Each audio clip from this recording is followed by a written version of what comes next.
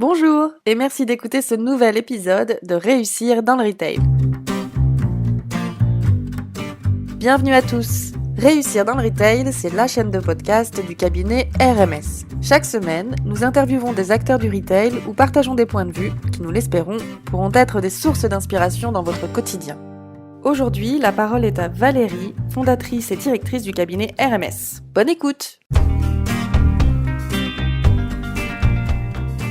Je suis ravie de vous retrouver pour un nouvel épisode de Réussir dans le Retail. Aujourd'hui, j'ai le plaisir d'accueillir Olivier de Malézieux, directeur général de Retail Excellence Fort, la filiale Retail de L'Oréal France. Bonjour Olivier. Bonjour Valérie. Olivier est l'homme du retail de L'Oréal en France. Pur produit L'Oréal, il a commencé sa carrière chez Biotherm, puis très vite quitte Paris pour diriger des zones en Europe, puis en Asie, pour enfin revenir en France. De la cosmétique active à The Body Shop en 2014, il rejoint ensuite L'Oréal France il y a 3 ans pour prendre en charge le retail en France. Cher Olivier, quels sont les tournants importants de ta carrière?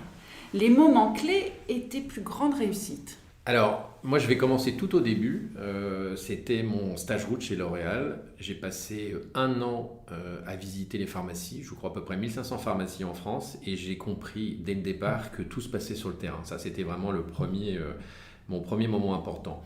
Le deuxième, c'est que je me suis retrouvé assez jeune à diriger une filiale en Angleterre. Et j'avais un travail plutôt difficile à faire en termes de management parce que j'avais une équipe très vieille. Et on m'avait demandé, de réduire un petit peu la structure. Et je me suis retrouvé dans un pays anglo-saxon à être obligé de réduire la structure. Et je me suis aperçu que le management était quand même la deuxième chose importante dans la vie d'une entreprise.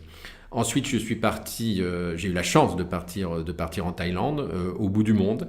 Et là, à 7 heures d'avion et de décalage horaire, j'ai pu, développer plein de projets, puisqu'on n'avait pas Paris sur le dos. Et grâce à ça, je me suis aperçu que la créativité faisait aussi partie de la réussite d'une marque et d'une entreprise. Et puis j'ai terminé, j'avais eu d'autres moments, mais un moment aussi important, c'est quand je suis revenu alors là sur un gros pays, sur l'Italie, qui était le deuxième pays en Europe pour la division cosmétique active.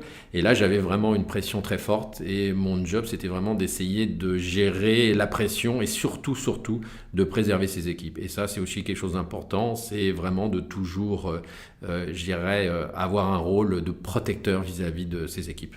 Donc voilà un peu les moments importants de ma carrière. Alors, le terrain, le management, la créativité et préserver ses équipes. Alors j'ai envie de te demander, quelle est la place du retail dans ton parcours et quand es-tu tombé amoureux du retail? Alors moi je suis tombé tout petit déjà, puisque tout petit j'adorais aller faire les courses. Alors ça c'était un truc qui me plaisait, j'étais le premier à pousser le caddie et j'ai toujours aimé ça.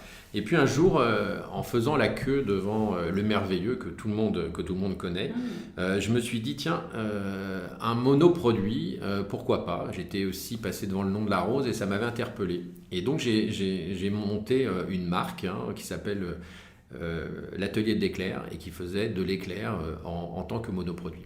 Et là j'ai découvert le retail, mais j'ai fait toutes les erreurs qu'il ne fallait pas faire, le mauvais emplacement, un loyer très cher, beaucoup de dépenses sur les travaux. Et cette expérience m'a énormément servi, à tel point que L'Oréal m'a dit « Mais pourquoi tu ne fais pas du retail pour nous ?» J'ai dit « Parce que finalement, nous ne sommes pas des retailers, nous sommes plutôt des wholesalers. » Et on m'a dit, mais si, regarde, on a une marque qui s'appelle The Body Shop. Et donc, j'ai eu la chance de diriger The Body Shop pour la France, après France plus Benelux. Et j'ai vraiment appris un métier que je connaissais pas de l'intérieur, je connaissais de l'extérieur, je connaissais le côté esthétique, mais j'ai appris ce que c'était que le retail. Et je pense qu'aujourd'hui, sans prétention, je pourrais, dans le retail, m'occuper presque de n'importe quelle marque. Parce que je pense que quand on est retailer, c'est comme apprendre une langue. Derrière, on peut vendre à la fois de la cosmétique, à la fois des vêtements, à la fois peut-être des ordinateurs ou autre chose. Et j'ai vraiment découvert un métier qui me passionne et je suis devenu un grand défenseur du retail et malgré la croissance du e-commerce qui bien sûr va prendre une place de plus en plus importante dans nos vies, moi je crois que ce qui va se passer dans les magasins demain, dans les grand magasin demain va rester capital pour le consommateur, parce que c'est là où on va, je dirais, attendre un service particulier qu'on ne trouvera sûrement pas devant un ordinateur. Quand on a préparé cette interview, tu m'as dit être fasciné par l'agilité des équipes retail dans notre contexte Covid. J'ai hâte que tu partages ton sentiment et ton analyse là-dessus. Alors, je vais vite passer sur la période de confinement parce qu'elle est déjà loin derrière nous, mais elle a été capitale parce que tout d'un coup, on s'est retrouvé à l'arrêt du jour au lendemain. Et il a fallu éviter de perdre en route toutes nos équipes. On a préparé ce déconfinement et dès le départ, on a ouvert. Alors il faut savoir qu'on vend de la beauté et notamment nous avons une marque comme NYX qui vend exclusivement du maquillage. Et on s'est retrouvé dans une situation où il était interdit d'utiliser des testeurs. Il était obligatoire de porter un masque. On ne pouvait pas toucher le consommateur. Donc ça devenait compliqué de vendre du maquillage. Et en fait, moi, ce qui m'a étonné, c'est l'agilité et surtout la capacité des équipes à trouver des solutions, à se réinventer. Alors avec la marque, on a trouvé des systèmes avec du papier. On coloriait sur des visages dessinés la couleur des yeux. On a des systèmes aussi avec de la digitalisation qui nous permettent de photographier la consommatrice et puis derrière de changer les couleurs. Donc ça, c'est une technologie. Mais au-delà de la technologie, on s'est aperçu qu'il y a un nouveau dialogue qui s'est construit avec les femmes et les consommatrices et qui leur a permis finalement d'attendre un besoin, un service totalement différent. Et moi, je trouve que les équipes ont su se réadapter. Un autre exemple, on avait chez certains de nos distributeurs, on a des animatrices sur nos marques. C'est des animatrices qui étaient monomarques. Il y avait des spécialistes de Lancôme, des spécialistes d'Yves Saint Laurent, des spécialistes d'Armani. Et puis après le déconfinement, on a décidé de mutualiser un petit peu ces équipes. Et aujourd'hui, avec beaucoup de facilité, elles passent d'une marque à l'autre, alors qu'il y a 1 an ou 2 ans, on n'aurait jamais pu proposer un projet comme ça. Donc moi, je trouve que c'est plein d'espoir pour le futur. Alors oui, c'est un petit peu plus compliqué aujourd'hui parce qu'il y a moins de monde dans les magasins, mais on s'occupe beaucoup mieux des clients et aujourd'hui, on a vraiment un retour très positif de la part de nos consommateurs sur justement ce lien qui se crée, sur tout ce qu'on peut leur apporter. Donc je pense que les mois qui vont arriver, tout doucement, on va trouver une nouvelle façon de se maquiller. C'est sûr qu'on utilise moins de rouge à lèvres aujourd'hui, plus les yeux, donc on vendra plus de produits pour les yeux. Il y aura moins de soirées, de mariages, mais à nous à être créatifs. Et je pense que les équipes nous suivront derrière. Donc moi, c'est vraiment ce qui m'a frappé aujourd'hui, cette agilité qu'ont nos équipes à se remettre en question et puis à améliorer tous les jours les indicateurs. Nous n'avons jamais eu des indicateurs aussi hauts au niveau du retail. Alors oui, c'est vrai, parce qu'il y a une qualification du consommateur, parce que les gens se promènent un petit peu moins pour faire du lèche-vitrine. Par contre, je pense qu'il y a une vraie remise en question des équipes, une remise à niveau, et moi je suis sûr que demain, on va continuer en tout cas sur le même rythme. Ce que tu es en train de dire, c'est qu'on est en train de vivre un changement qui est beaucoup initié finalement par les équipes. Totalement. Je pense que les équipes avaient plutôt tendance à attendre un certain nombre de directives qui venaient du siège, qui venaient des marques. Et c'est vrai qu'on s'est retrouvés tous à devoir écrire sur une page blanche une nouvelle façon d'aborder les clients et les consommateurs. Et je pense que les équipes ont joué un rôle capital parce qu'elles étaient sur le terrain. On n'avait pas d'expertise, on n'a jamais connu une crise aussi forte. Et c'est vrai que sans les équipes, sans leur aide, je pense qu'aujourd'hui, on n'en serait pas là. Et comment est-ce que vous avez fait pour partager ces best practices? Parce que les idées, si elles viennent du terrain, le terrain, il est réparti sur différentes zones. Donc, comment est-ce que vous avez fait pour partager? Alors, les best practices remontent au niveau du siège. Et c'est vrai qu'on avait l'habitude de faire des réunions régionales ou nationales tous les 2-3 mois en présentiel, qu'avec le Covid, on était obligé de le faire avec des nouvelles technologies. Et par exemple, on a fait il y a 8 jours une réunion qui a duré toute la journée J'étais très sceptique au départ sur le fait de pouvoir tenir des gens de terrain, des commerciaux, on va dire, derrière un écran. Et en fait, on a eu une journée assez incroyable d'échanges où tout le monde participait, tout le monde était, je dirais, personne n'était décroché et personne ne faisait autre chose. Et je pense que ces best practices sont passées. Alors bien sûr, il faut utiliser des techniques aujourd'hui pour tenir, pour motiver les gens. Alors il y avait des jeux, il y avait des concours tout au long de la journée pour être sûr que les gens soient en permanence avec nous. On a fait des films, on avait enregistré des vidéos.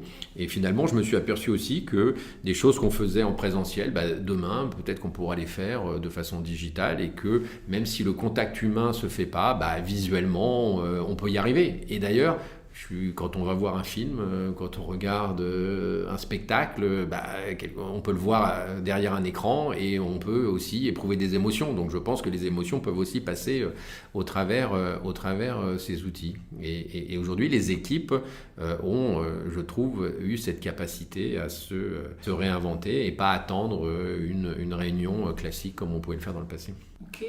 Et est-ce que tu peux nous parler de l'évolution, de l'impact, de l'engagement durable à la fois du client et des équipes chez L'Oréal? Alors, avant, ce qui est important, c'est de parler, on vend des produits, et c'est de parler où on fabrique les produits.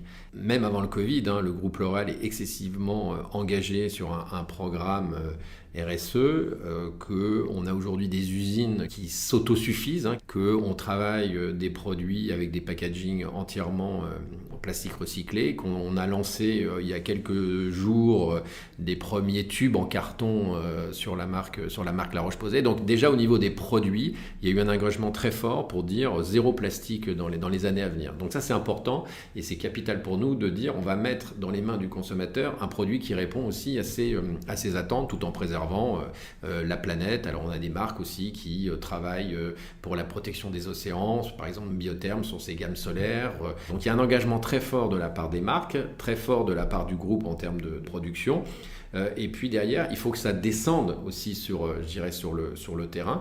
Il faut engager aussi nos équipes. Alors, c'est des petits gestes, c'est des gestes sur tout ce qui touche à l'électricité, tout ce qui touche au carton, tout ce qui va être...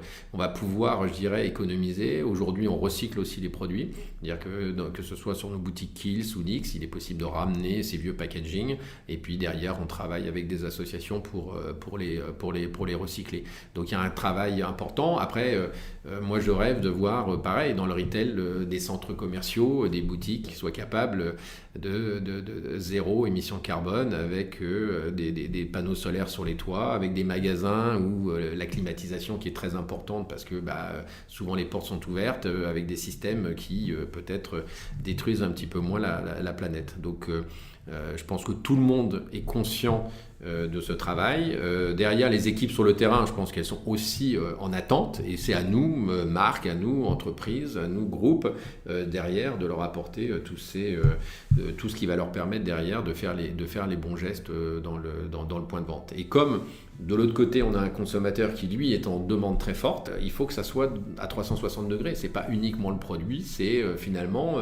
quelles sont les valeurs de la marque, qu'est-ce que la marque va soutenir, et derrière, on achètera les produits et les marques que si elles répondent à un certain nombre de critères. Et c'est ce qui a changé peut-être par rapport, et c'est pas lié au Covid, c'était peut-être par rapport à 5 ans ou il y a 10 ans, c'est les nouvelles générations qui arrivent sur le marché.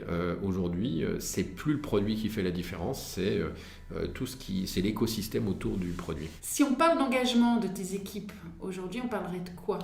Alors, notre plus grosse marque aujourd'hui retail en France, c'est la marque NYX, c'est une marque de maquillage américaine. Et c'est vrai que je dirais qu'il y a un sujet qui est très important, c'est l'inclusivité. C'est une marque américaine et une marque qui se bat sur l'inclusion et qui, depuis quelques semaines, avec tous les phénomènes qu'on a pu voir naître aux États-Unis, est vraiment à la pointe et nous a, je dirais, aussi fait passer un certain nombre de messages. Et ce qui est très intéressant, c'est que spontanément, on a pas mal d'équipes, de boutiques qui ont décidé d'elles-mêmes de mettre des maquillages de se maquiller différemment pour soutenir toutes ces causes. Et je dirais sans de notre côté avoir poussé ça. Donc de voir qu'aujourd'hui, il y a un engagement des équipes quand il y a une cause qui est importante. Et celle-là, elle est importante. L'inclusion est très forte. Il faut savoir qu'on a dans nos équipes une grande mixité de culture, et ce qui fait la richesse de la marque Nix, qui est reconnue pour ça, notamment en France. Et ça fait notre force. Et moi, je suis très fier d'avoir justement cette diversité qui fait le succès de cette marque. Merci. Alors pour conclure, qu'est-ce que tu aimerais faire passer comme message aux personnes qui sont impliquées dans le retail aujourd'hui ? Alors moi, mon message, il est positif. Moi, je crois absolument que le retail sera là encore demain, encore après-demain. Par contre, il va être obligé de se réinventer. Que le Covid nous a montré qu'on était tout à fait capable de se réinventer, nous et les autres. Donc oui, c'est une période un petit peu plus compliquée, mais je suis sûr que, je dirais, toutes les enseignes et toutes les marques vont travailler pour que demain, l'expérience client soit au cœur de la réussite du retail de demain. Merci beaucoup Olivier. Merci Valérie.